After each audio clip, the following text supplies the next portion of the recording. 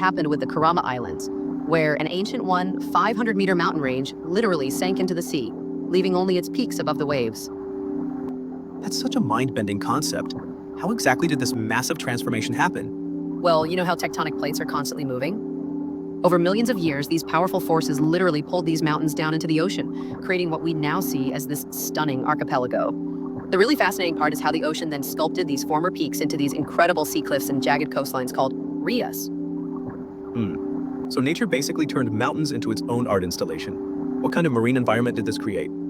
Oh my gosh, it's absolutely incredible. These waters are among the clearest in the world, and the way these former mountain valleys transformed into marine habitats is just mind-blowing. Like, imagine looking down into water so crystal clear you can see straight to these vibrant coral reefs that have made their home in what used to be mountain slopes. That's fascinating. How extensive is this underwater mountain range turned archipelago?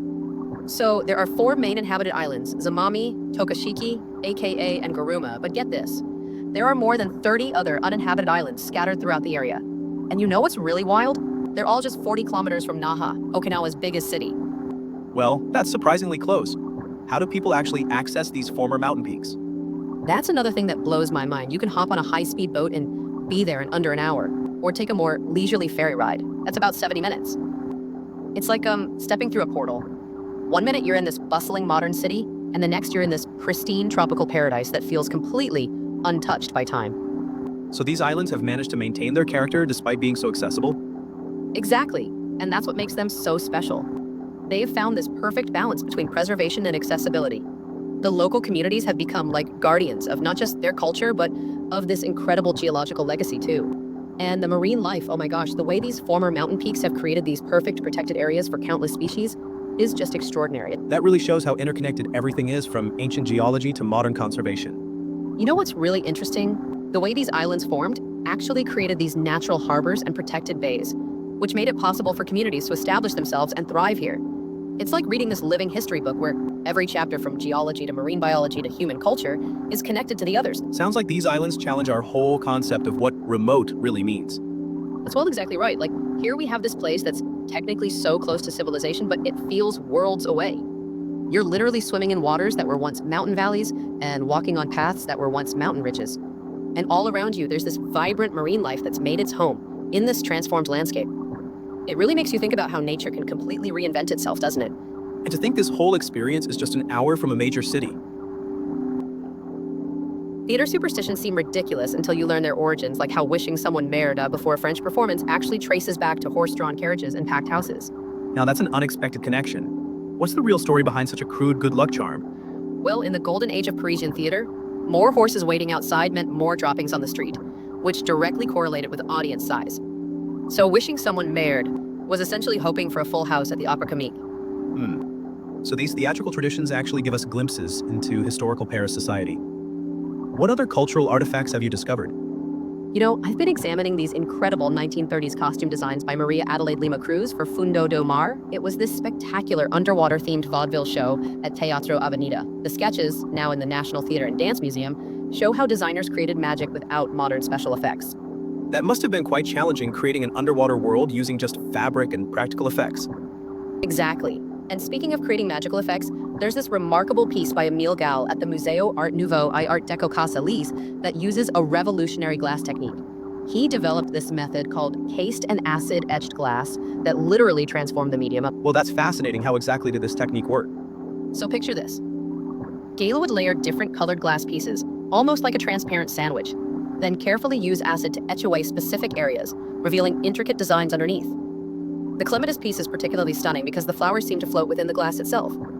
That level of precision with such a dangerous material, how did he manage to control it so precisely? You know what's incredible? He approached it almost like a sculptor, meticulously planning where each layer needed to be exposed. One wrong move with the acid could destroy the entire piece. It required this perfect balance of technical skill and artistic vision. That reminds me of how theatrical productions also walk that line between technical precision and artistic expression. Oh my gosh, yes. Whether it's Lima Cruz designing costumes that had to work practically while maintaining the underwater illusion, or Gall creating depth in static glass, these artists were all about transforming reality into something magical. So how do you think these different art forms influenced each other during this period? Well, the Art Nouveau movement, which Galli pioneered in glasswork, actually had this huge impact on theatrical design. Those flowing natural forms you see in his glass pieces, They showed up everywhere from costume design to stage sets.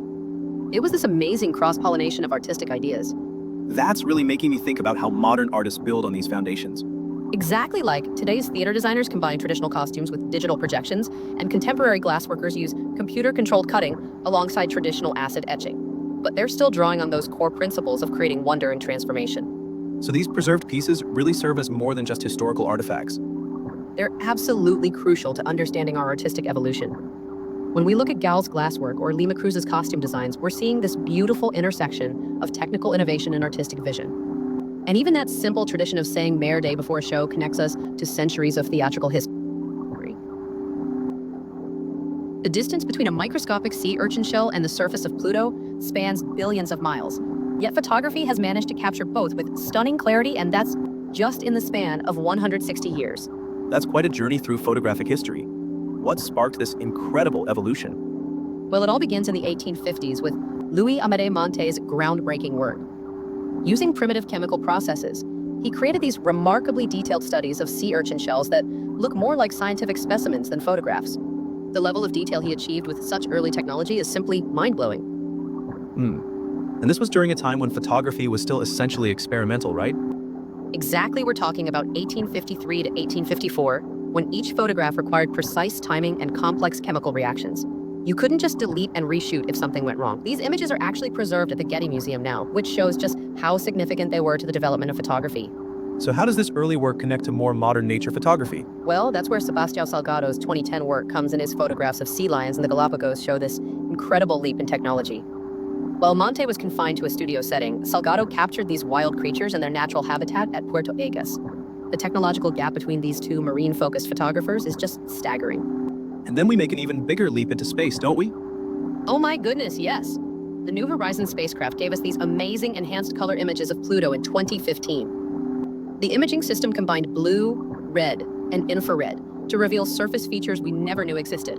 It completely transformed our understanding of this distant world.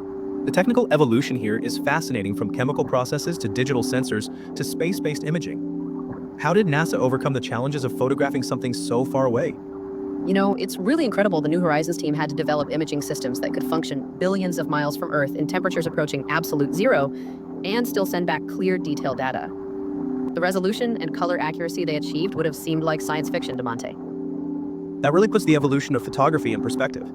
And what's particularly fascinating is how each image represents a different scale of human observation. We've got Monte working at nearly microscopic levels, Salgado capturing life-sized wildlife, and NASA revealing planetary features that stretch for hundreds of miles.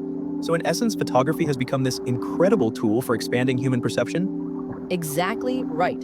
And each breakthrough required pushing the boundaries of available technology. Like Monte had to pioneer new chemical processes, while NASA's team had to develop imaging systems that could survive the harsh conditions of space. Yet they all share this fundamental goal of revealing hidden aspects of our universe. Well, that makes me wonder about what's next. What new frontiers are we going to explore through the lens?